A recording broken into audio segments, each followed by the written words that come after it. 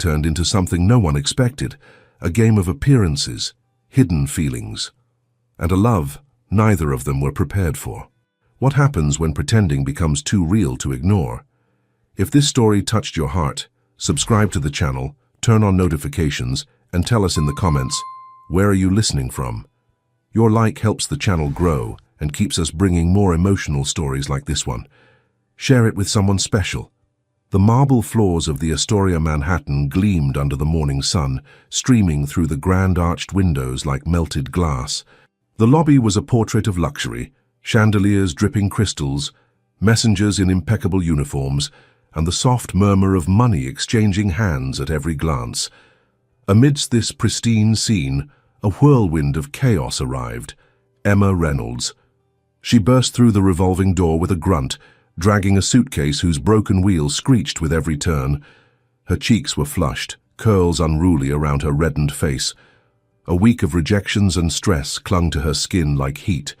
As she reached the center of the lobby, the suitcase protested one last time, and then exploded, scattering its contents like confetti across the marble floor. Out tumbled a tattered apron with a saffron stain, a cracked jar of saffron threads, a chocolate-smeared recipe notebook, and, of course, a glass jar of homemade raspberry jam, which rolled dramatically before shattering against a column. Emma fell to her knees, heart racing. "No, no, no, please," she whispered, trying to clean the sticky mess with the sleeve of her sweater. She felt the eyes on her, tourists halting mid-check-in, concierge staff whispering subtly behind the desk. Her life was unraveling in the most glamorous zip code in Manhattan, and then impact. A strong jolt hit her right shoulder as someone collided with her from behind. Papers floated in the air, and two bodies stumbled into each other before they found their balance. "Oh God, are you all right?" asked a low, urgent voice laced with panic. Emma blinked and looked up into a pair of ocean-deep eyes, on a face that could have belonged on the cover of Business Insider. His suit screamed money, his cologne whispered dominance, but his expression? Pure desperation. I think so," she managed, dazed. He crouched down beside her, ignoring the mess. "I'm so sorry for this, truly. But I don't have time to explain. Trust me. I'll pay you $5,000. Right now." Emma stared at him. "For what?" "Pretend to be my girlfriend. Just for 3 minutes." She blinked again. "What?" He gestured, as subtly as possible, toward a tall woman standing near the reception desk. Immaculate emerald suit, heels like weapons, an aura of power so strong it seemed to distort the space around her. "That's Victoria Langford, my ex's mother. She's also my investor, and she's here because she thinks I'm still pining for her daughter. I told her I've moved on, with someone else. She insisted on meeting her. I didn't expect her to show up today." Emma followed his gaze, still trying to understand how this involved her. "And you want me to pretend to be that someone?" He nodded, eyes pleading. "Just 3 minutes, I swear. You'd be doing me a huge favor. I'll transfer the money as soon as we leave." Her brain couldn't process fast enough. It had to be a scam, or a prank, or some rich guy's bizarre joke. But then she thought of her last $20, the eviction notice on her apartment door, and the rejection email from the only restaurant she had dreamed of working at since culinary school. "What's your name?" she asked, still out of breath. Alexander Hart." She hesitated, her eyes flicking back to the emerald-clad woman who was now staring at them with laser-like focus. The air in the lobby grew thicker. "All right," Emma said, standing up. "But if she finds out we're both going down together?" A flash of relief crossed his face. He shrugged off his coat and gently draped it over her shoulders, like a familiar gesture. "You're amazing." He took her hand, warm and firm, and together they walked toward Victoria Langford. Emma's heart beat so loudly in her chest it felt like a drumline. Each step echoed with the absurdity of the moment. "Victoria," Alexander greeted, his voice smooth and velvety. "Sorry to keep you waiting. This is Emma, my fiancée." Emma held her breath. Fiancé? That wasn't part of the deal.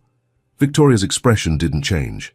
Her sharp, assessing eyes scanned Emma from head to toe, lingering on the mismatched shoes, the raspberry stain on the sleeve, and the smudged mascara under her eyes. "Well," Victoria said finally, with a smile that didn't reach her eyes. This is unexpected. Emma swallowed. Her palm was sweaty inside Alexander's, but she squeezed it gently, trying to play the part. It's a pleasure to meet you, Mrs. Langford, she said, forcing her most polite tone. Victoria tilted her head, raising an impeccably groomed eyebrow. And what, if I may ask, does Emma do? I'm a chef, Emma said quickly. Or, I'm trying to be. She's brilliant, Alexander added, his voice softer. She has a way of making you taste things you didn't even know you missed. Emma blinked. That wasn't part of the script.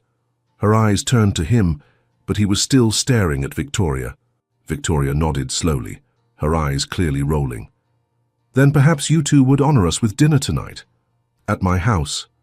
A more relaxed setting. Alexander hesitated. Emma felt the tension running down his arm. We'd love to, she said before he could speak. He looked at her, surprised. She nodded slightly, and her eyes said, I've got this. Victoria's smile sharpened like the edge of a knife. Wonderful. I'll have someone send you the details. With that, she turned on her heel and disappeared behind a marble column, followed by her entourage like shadows. Emma exhaled for the first time in hours. Alexander turned to her. You didn't have to say yes. Emma shrugged, her heart still pounding. $5,000 doesn't seem like enough to deal with that woman more than once. He laughed, really laughed, and the sound was unexpectedly warm. Let's go, he said. We've got a dinner to fake, and a love story to invent. But as they walked out into the Manhattan sunlight, Emma couldn't shake the feeling that something had changed, not just in her day, or in her luck, something deeper, something dangerous. And whatever it was just getting started. The ride in the black car into downtown should have been silent, but the space between Emma and Alexander pulsed with an invisible energy.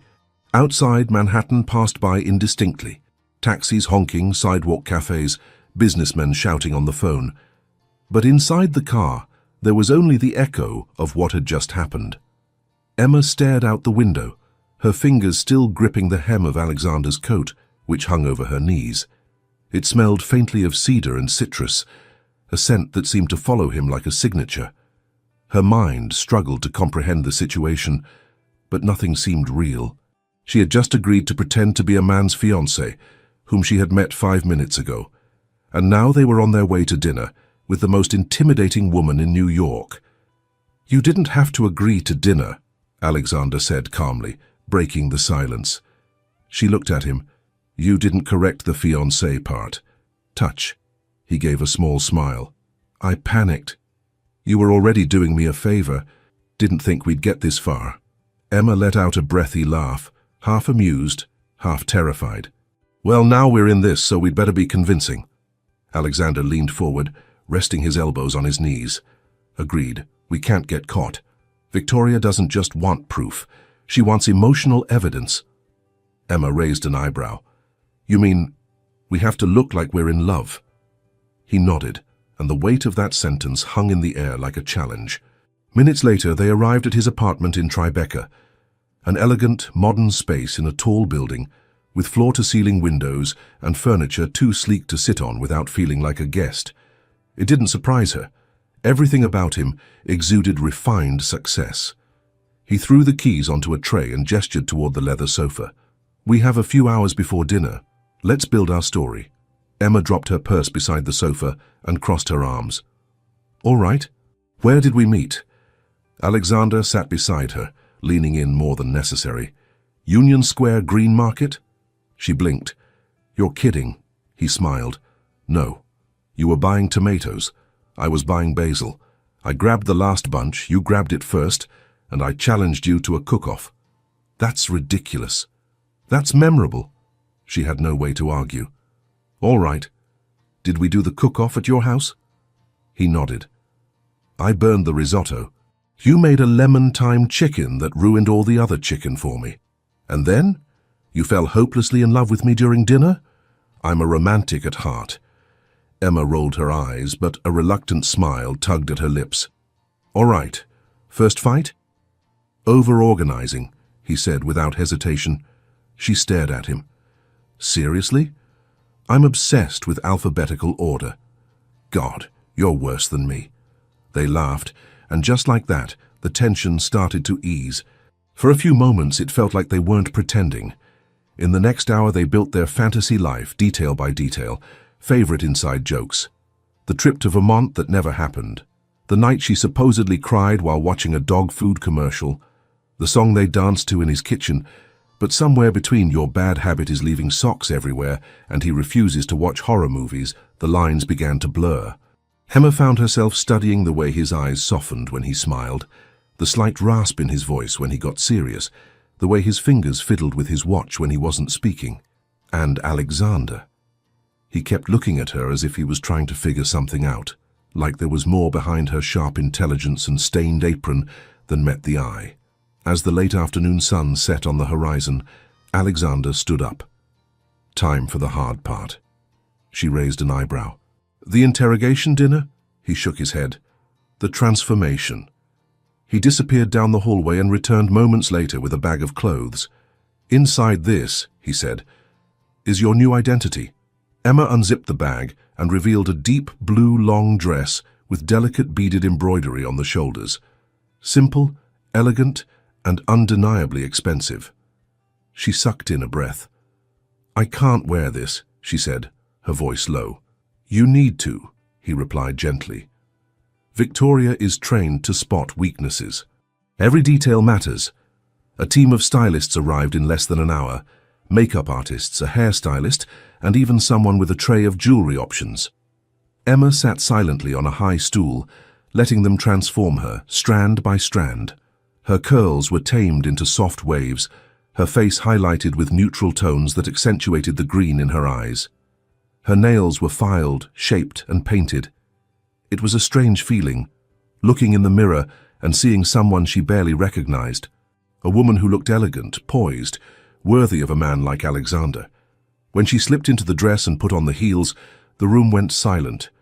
Alexander, standing by the window, turned and for a moment said nothing. His eyes slowly scanned her, his expression unreadable. Emma tugged at the hem, embarrassed. Too much? He blinked and cleared his throat. No, it's perfect.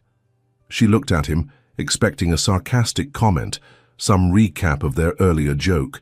But his gaze was different now, intense, almost reverent. It's not just the dress, he murmured. Emma felt the air shift, like something unsaid had taken root between them. The moment passed quickly. He looked away. She adjusted her hair, and the illusion returned.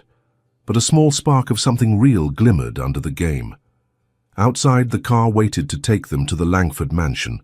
Emma gave one last look in the mirror and turned to Alexander. Ready to convince the world we're in love? He offered his arm. Let's break some hearts. But neither of them realized how much truth would go unnoticed, or how hard it would be to separate performance from feeling, especially after dinner began. The car glided past rows of brownstone houses and entered the most majestic part of the Upper East Side.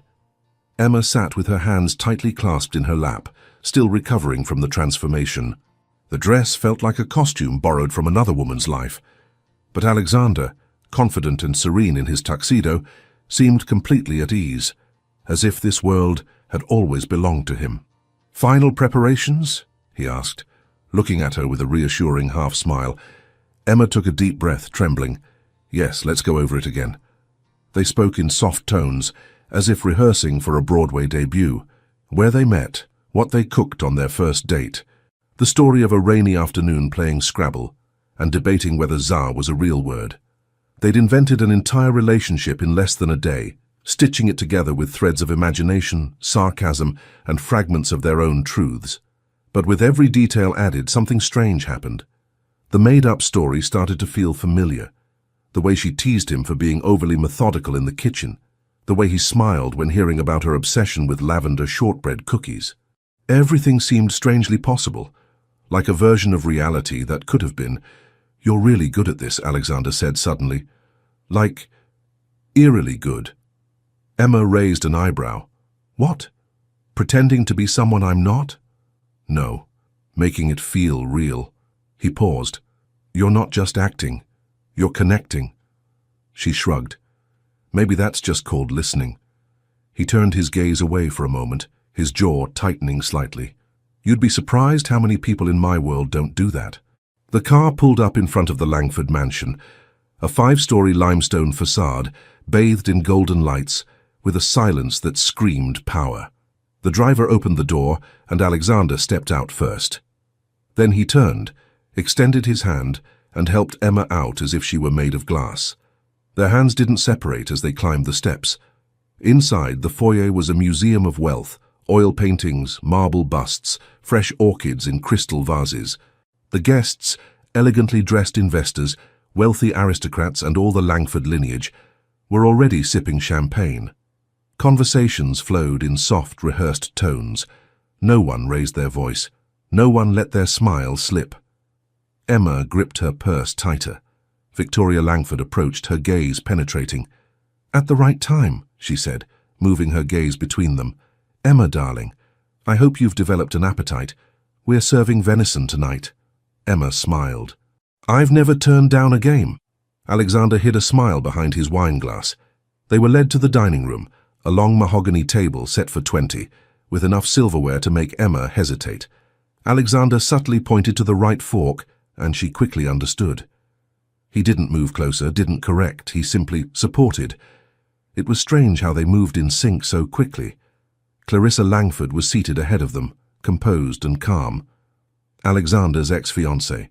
Her hair was styled in an updo, her dress shimmering like champagne. But her expression wasn't what Emma had expected, neither bitter nor condescending. Kind of. "So," Clarissa said, joining her hands, "you two seem happy." Emma exchanged a glance with Alexander, who replied gently, "We are." "And how long have you been together?" Victoria interrupted. "Almost 8 months," Alexander replied without missing a beat. "Funny," Victoria mused. "You never mentioned her until recently. I like to keep some things to myself. Uncommon, coming from a man who once emailed me a spreadsheet with his shopping list." Laughter echoed around the table. Emma took a sip of water, forcing herself to relax. Then, in a moment of spontaneous inspiration, or perhaps desperation, she leaned toward Alexander and whispered loudly enough for the table to hear, "Did you reorganize my spice rack again?" He turned, feigning innocence. "You can't have thyme next to saffron. It's chaos." "It's my chaos. You're a chef. I'm trying to help. You're trying to control me. You put cinnamon in the savory section. Because I use it on roast meat." The table erupted in laughter. Even Victoria laughed, just a little. Emma leaned back, a spark of pride in her chest. That improvised, ridiculous moment had worked. For the first time, she didn't feel like she was acting. After dessert, lavender creme brulee that made Emma raise an impressed eyebrow at the chef, Victoria toasted with her glass. "One last question, Emma," she said, her voice sweet as poison. "If you had to choose between your relationship and your culinary career, which would you choose?" The room fell silent. Even the waiters stopped. Emma met Victoria's gaze, unwavering. "Someone who truly loves me," she said, "would never make me choose." There was silence. Then slowly a single nod from Clarissa, and Alexander no longer looked at Emma as a fake fiancé. He looked at her like a man seeing something real for the first time. But even as the tension in the room dissipated, something else chilled the air. Victoria's smile. He hadn't wavered, but behind her calm a storm was brewing, and Emma knew the real test hadn't ended. It was just beginning. The morning light spilled through the expansive windows of Alexander's apartment, casting long golden stripes across the hardwood floors. Emma sat at the edge of a suede ottoman, barefoot, robe cinched at the waist, sipping coffee that tasted far too expensive for her usual standards. The silence between them wasn't awkward. It was full, like something unspoken had begun to settle between their rehearsed lines.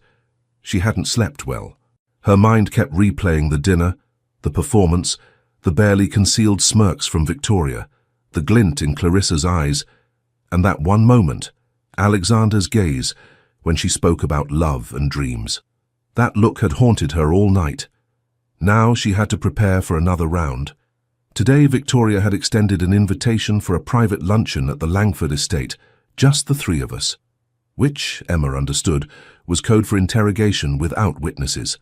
"I can't wear the same dress," Emma said, setting down the coffee cup. "It would scream, 'This is all I own.'" "You don't have to," Alexander replied, standing near the bar counter.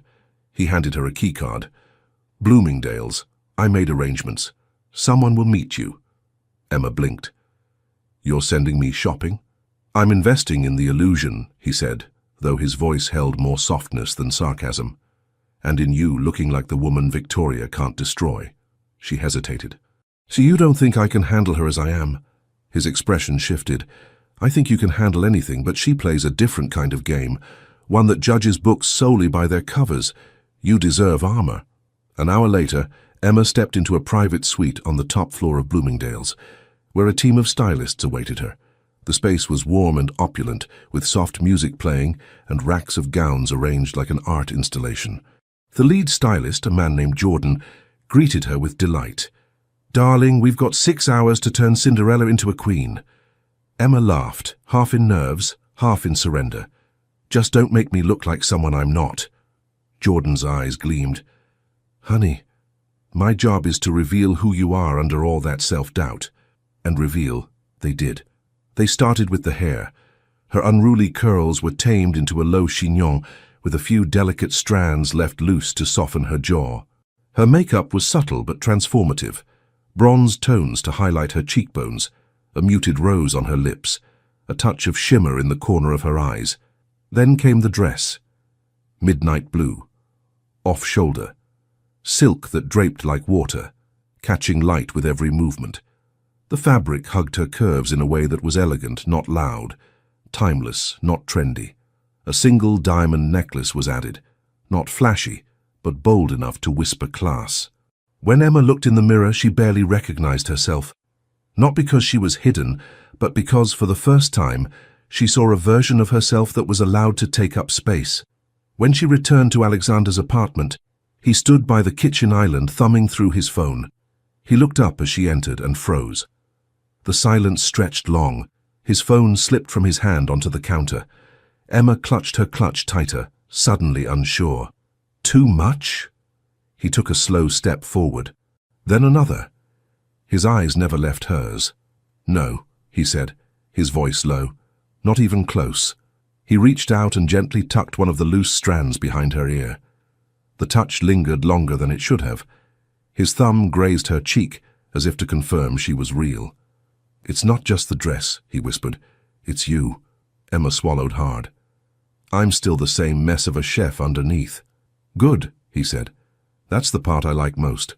Her heart fluttered unexpectedly, like a violin string pulled too tight. They stood there in stillness, neither daring to move, until the car honked below. The drive to the Langford estate was quiet, but something had changed. They no longer rehearsed lines. There was no need. The performance had been replaced by an energy that needed no script. Subtle glances, shared breath, the occasional touch that lingered too long. As they arrived, Victoria stood on the steps, flanked by fresh roses and perfectly trimmed hedges, sipping a mimosa like it was a weapon. Emma took Alexander's arm. "I'm ready," she whispered. He looked at her, something fierce in his gaze. "You're more than ready." But neither of them realized. The transformation had done more than prepare Emma for battle. It had triggered something deeper. In him, in her, in them. And Victoria was watching every second of it.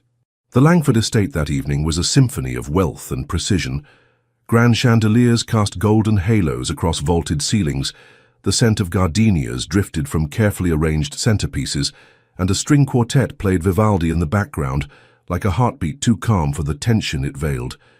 Emma stepped out of the car with practiced grace, her hand still wrapped around Alexander's arm, her midnight blue gown flowing like spilled ink down the marble steps. Every detail had been curated to perfection, but she knew this wasn't just a dinner. It was a performance, it was war. Victoria Langford greeted them at the entrance with a smile so precise it could slice through stone. She wore pearls like armor and extended a hand that trembled with none of the warmth it pretended to hold.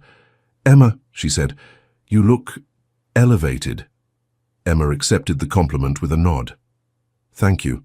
I figured dinner with royalty deserved the effort." Victoria's eyes flickered.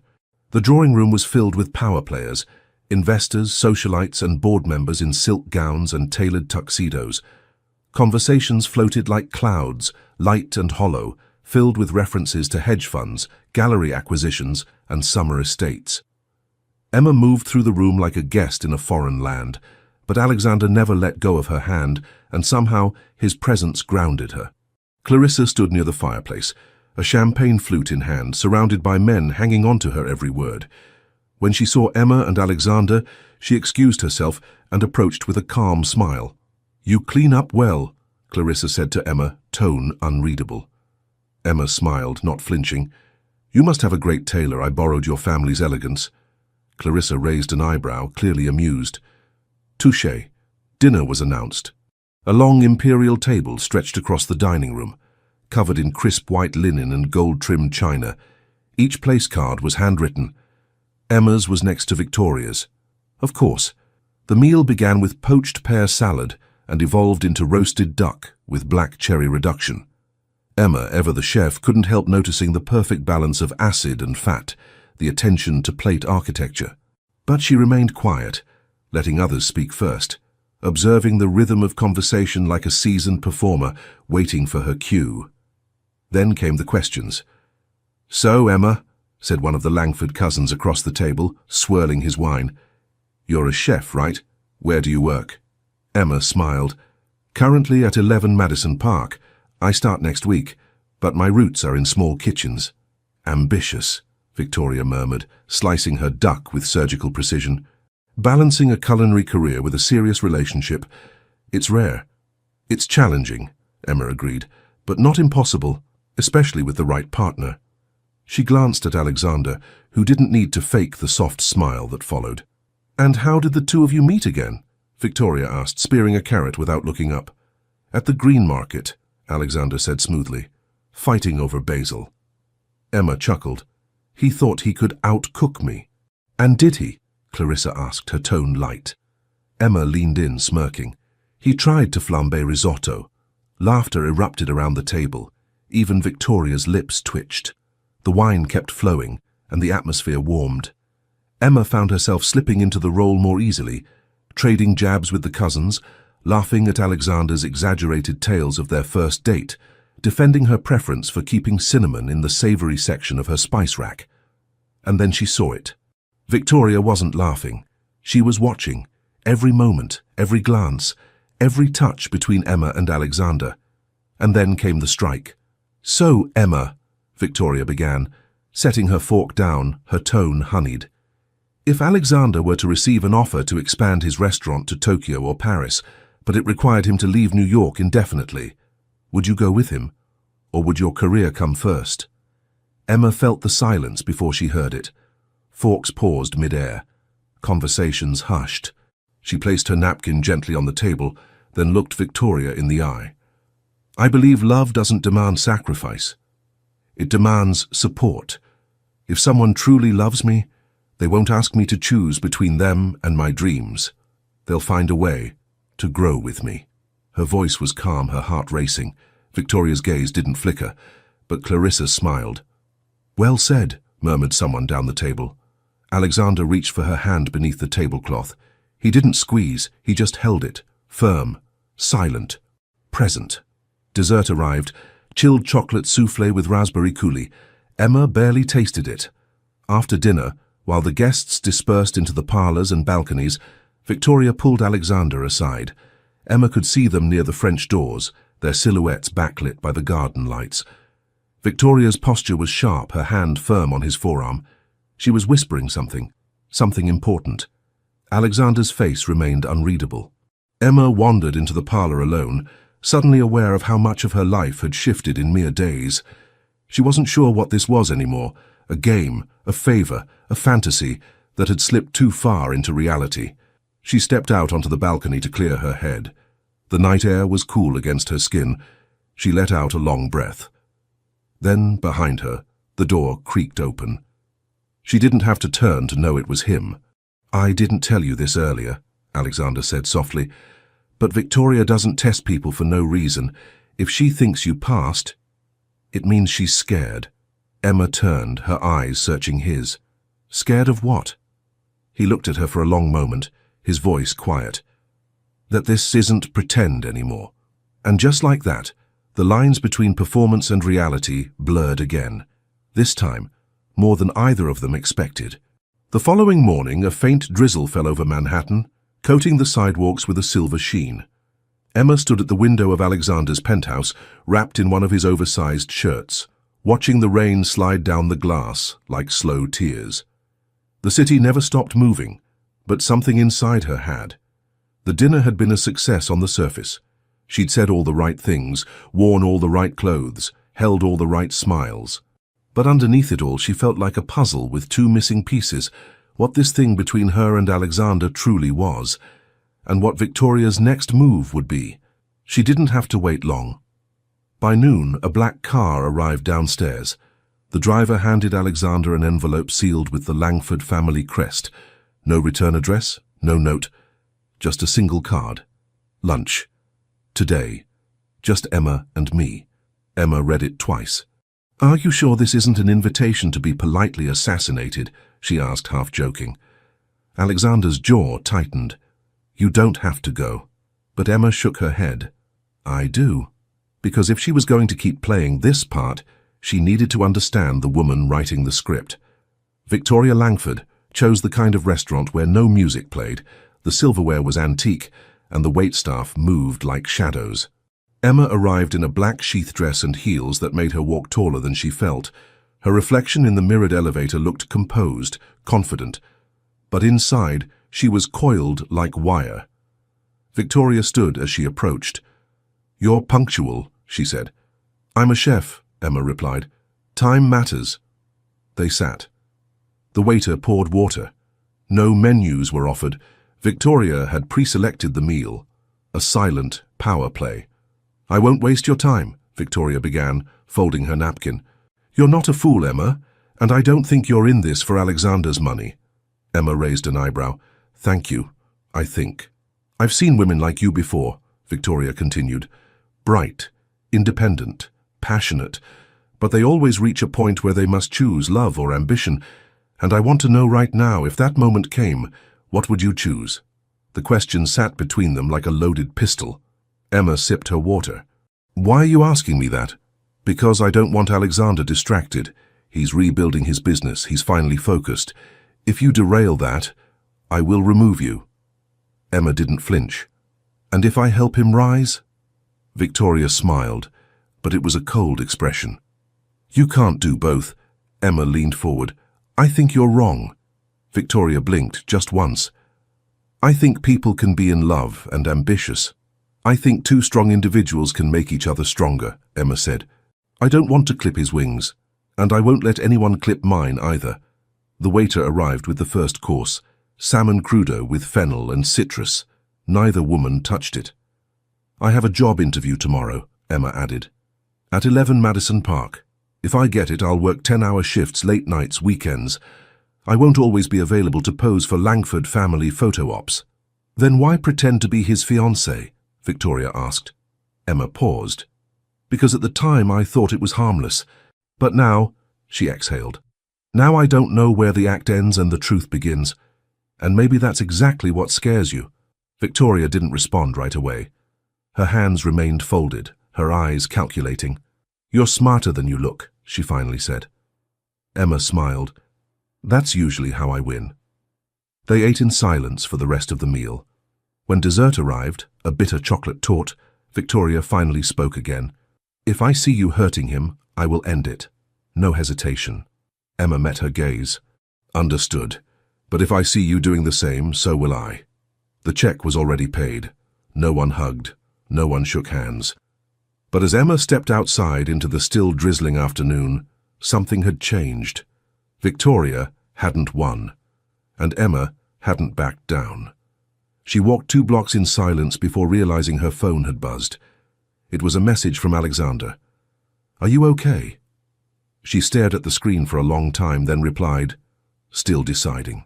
Because truthfully, she didn't know what this was anymore. She didn't know what she was to him or what he was to her, only that something real was starting to form in the ashes of a lie. And now, with her interview looming and Victoria watching from the shadows, It was only a matter of time before everything was tested. For real.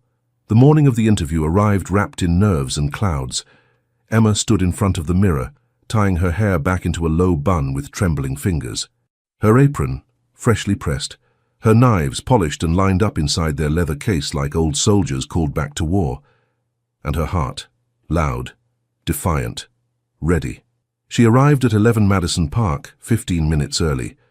The facade of the restaurant, modern and discreet, loomed like a temple of culinary prestige. It was the kind of place where ingredients were whispered like poetry and silence spoke louder than applause. Inside, the reception was understated. Sleek counters, subtle lighting, and the faint scent of bergamot in the air. A young hostess offered her a cup of mint tea while she waited. Emma sat straight, palms flat against her thighs, rehearsing everything: knife techniques, flavor pairings, her own worth. Finally, the door opened. "Emma Reynolds?" a voice called. She stood. The man who greeted her was none other than Chef Grant Achatz himself, one of her heroes. His reputation was one of genius and exacting standards. He extended a hand, firm but brief. "I read your resume," he said without flourish, "and I've tasted your raspberry compote." Emma's eyes widened. "You have." It exploded in my lobby. Took that as a sign. She flushed, remembering the hotel chaos. "Sorry about that." "Don't be, it was good." He led her to a pristine test kitchen, stainless steel counters, bright overhead lights, and a single station prepared for one chef. On the counter sat a basket of ingredients: heirloom carrots, fennel, ginger, lemongrass, cream, a pomegranate, and edible flowers. "You have 90 minutes, Grant said. "Create a dish that tells us who you are." And just like that, he walked out, leaving her alone. Emma stared at the ingredients. No meat, no protein, no obvious center. Just roots, color, and contrast. She took a breath, grounding herself. No time for second-guessing. She started with the carrots, roasting them with fennel in a light glaze of pomegranate reduction. She created a ginger lemongrass foam using reverse spherification, balancing acidity with a cream emulsion that danced between savory and floral. The edible flowers were used sparingly, delicate, intentional. She plated the dish on slate, precise, elegant, and deeply hers. Halfway through, 2 sous chefs entered and watched silently. Then another chef. Then Grant. Nobody spoke.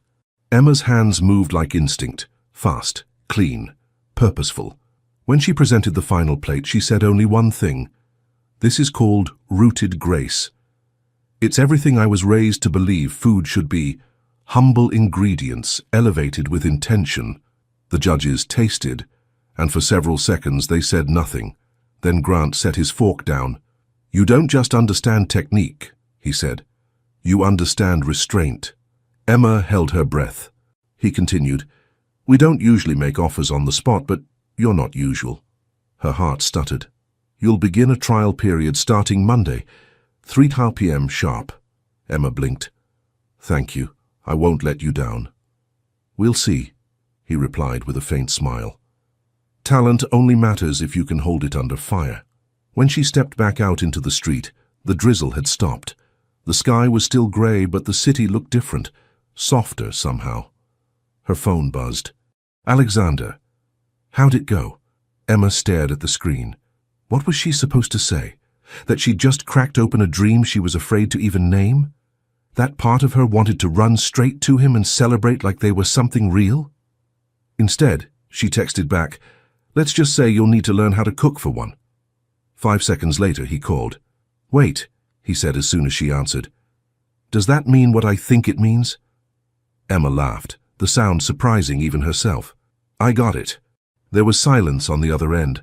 Then, "I knew you would." The warmth in his voice was something she hadn't expected. It wasn't pride from a partner in crime.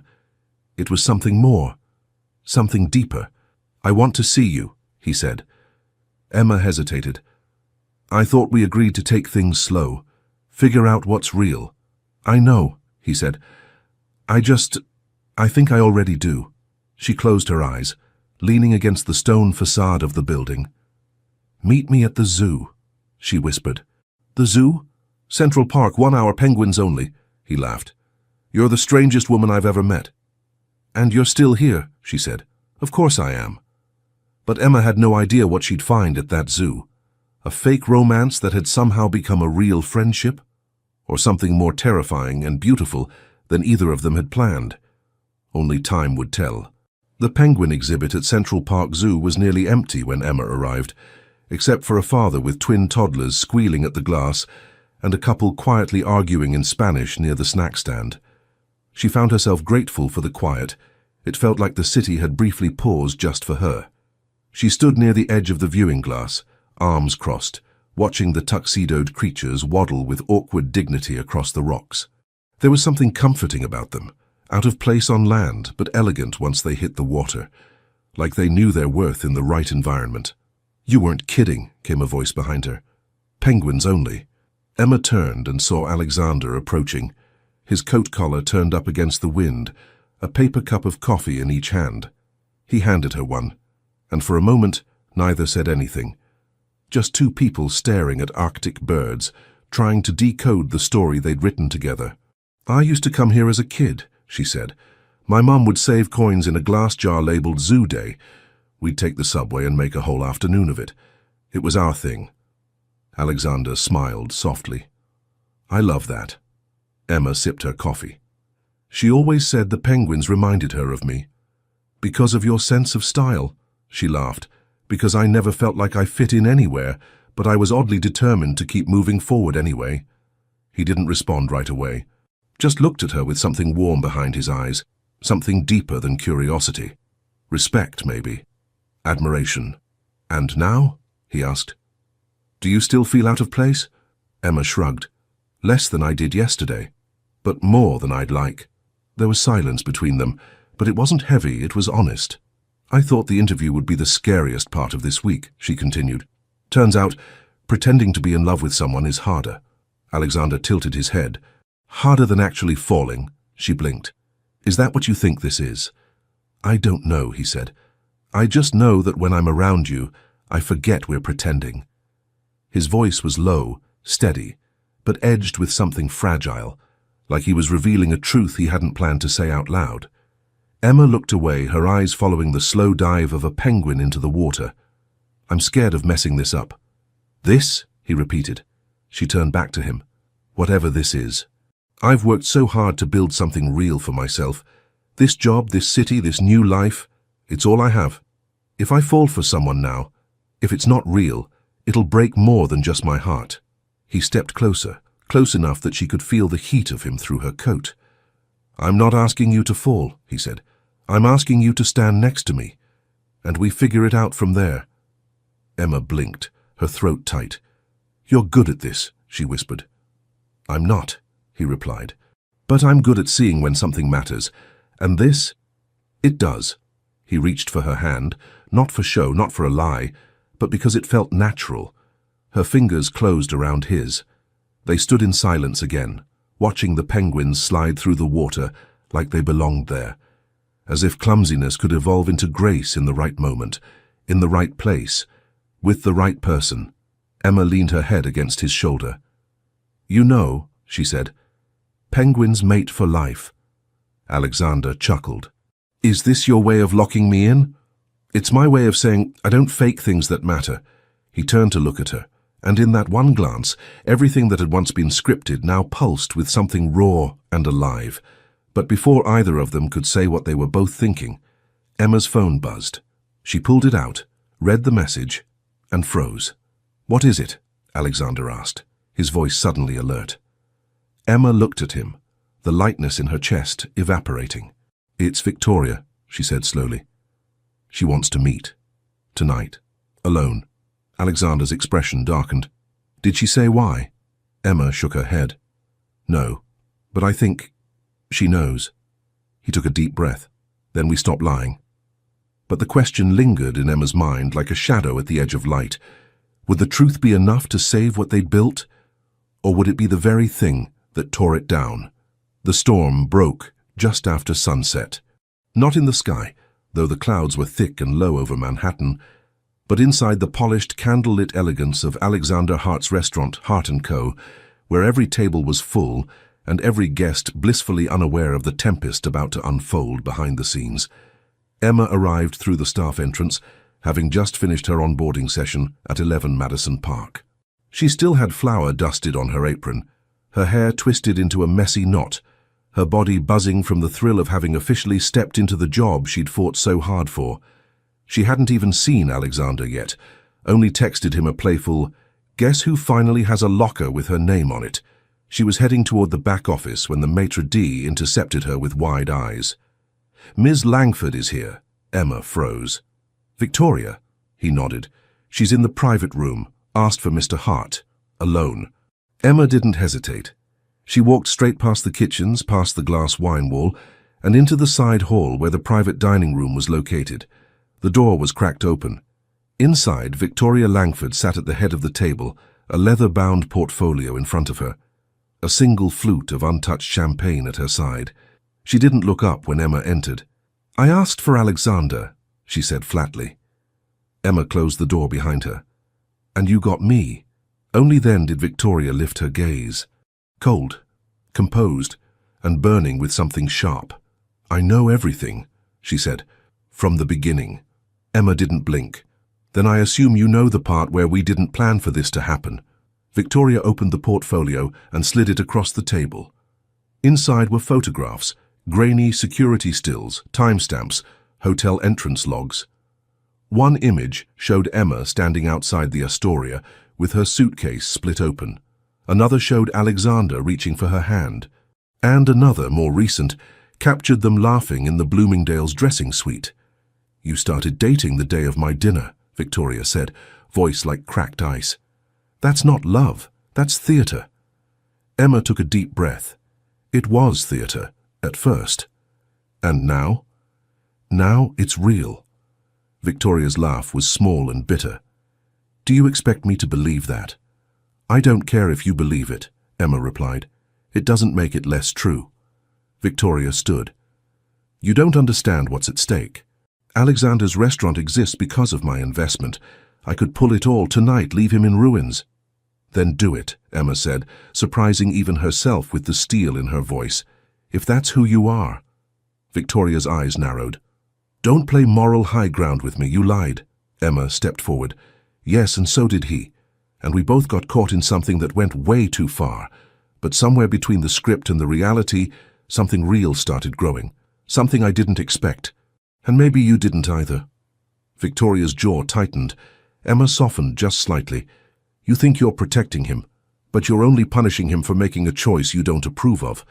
And if you destroy what he's built to prove a point, what does that say about you?" There was silence. Long. Loaded. Then the door opened.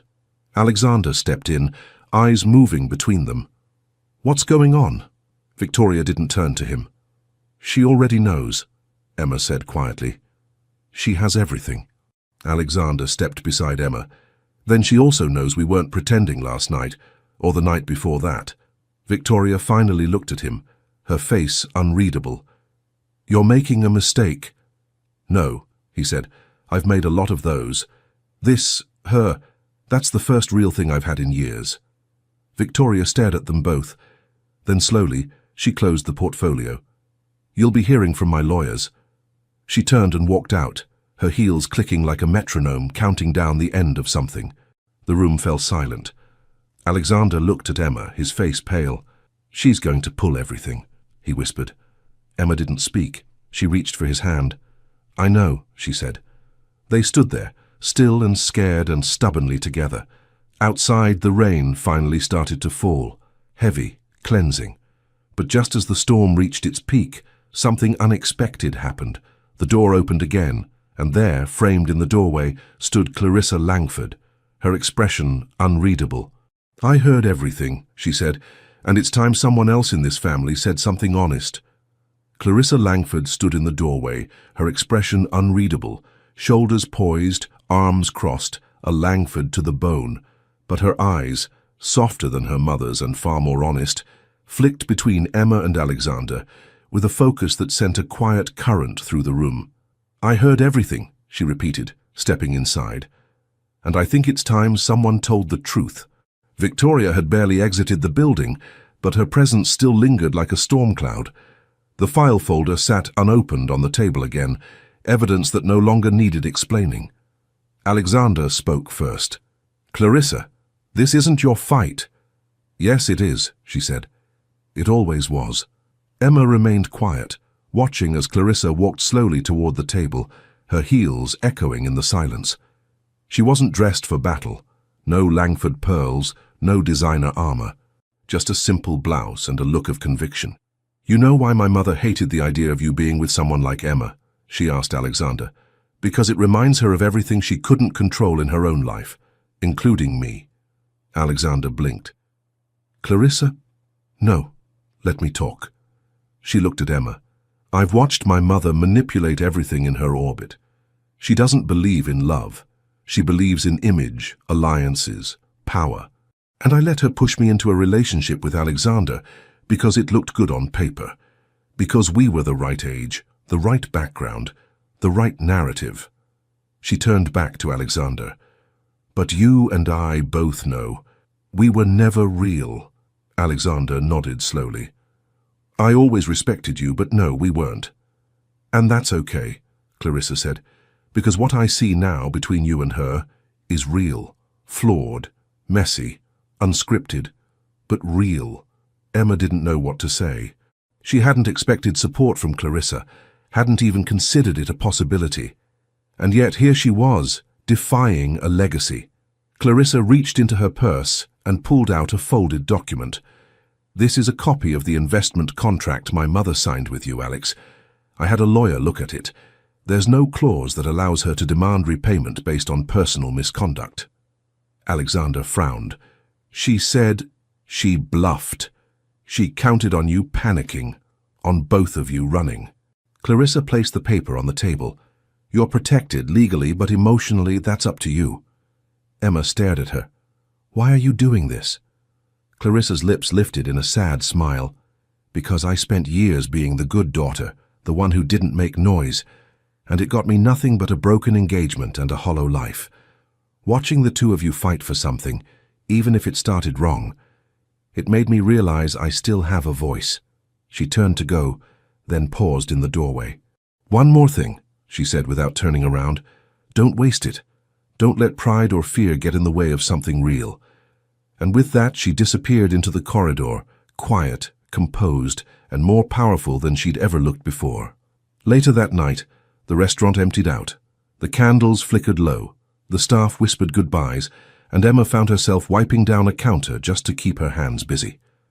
Alexander joined her in the quiet kitchen, sleeves rolled up, tie undone. "She could have stayed quiet," he said. Emma nodded. "But she didn't." He leaned against the counter beside her. "And now we're free." Emma let out a small laugh. "As free as anyone can be after lying to a billionaire matriarch and falling in love by accident." There was silence. Then Alexander said, "Do you regret it?" She looked at him. "Which part?" He hesitated. The lie, or what came after? Emma wiped her hands on a towel and turned to face him fully. "I regret that we had to lie to meet each other, but I don't regret what it became." His shoulders relaxed. "Me neither." He reached for her hand again, not as a performance, not as a defense, but because they were no longer pretending. Emma leaned into him, resting her forehead against his chest. "I think this might be the first time neither of us is acting," she whispered. He held her closer. "So what now?"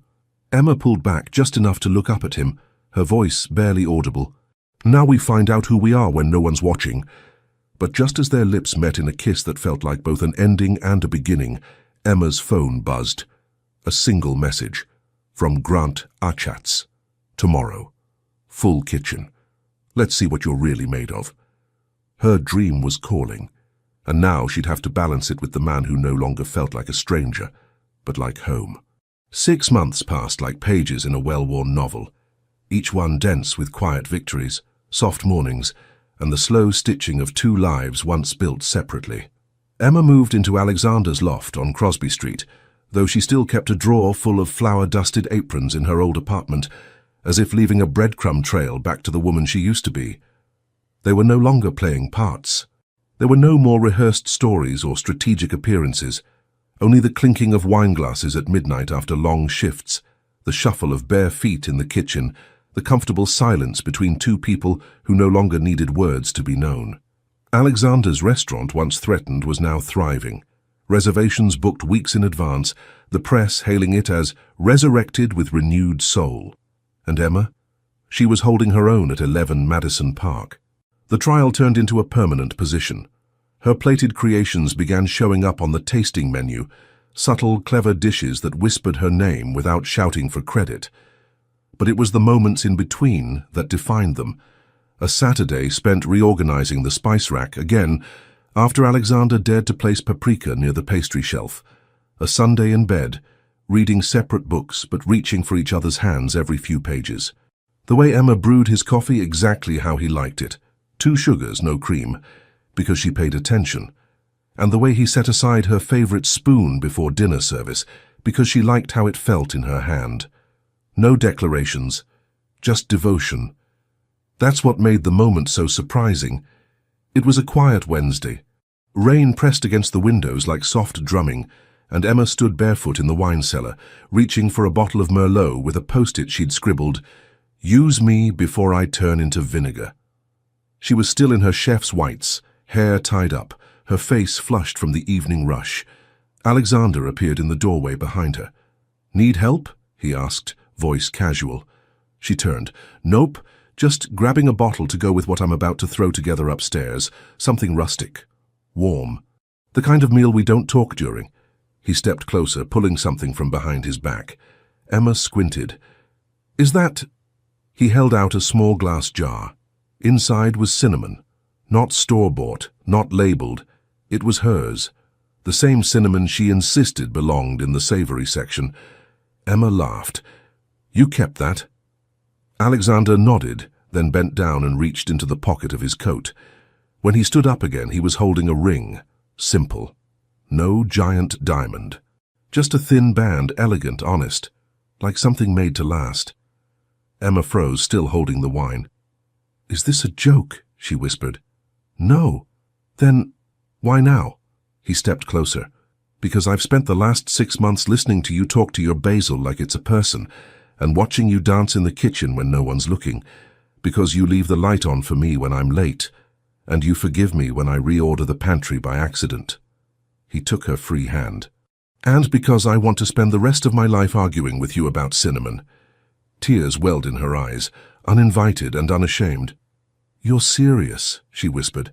"I'm dead serious. Marry me, Emma Reynolds. Not because it looks good on paper, or because anyone expects us to, but because this beautiful, chaotic, quiet thing between us is real. And I don't want it to end." She set the wine bottle down gently, then the spoon, then the towel on her shoulder. And finally, she cupped his face in her hands and whispered, "Yes."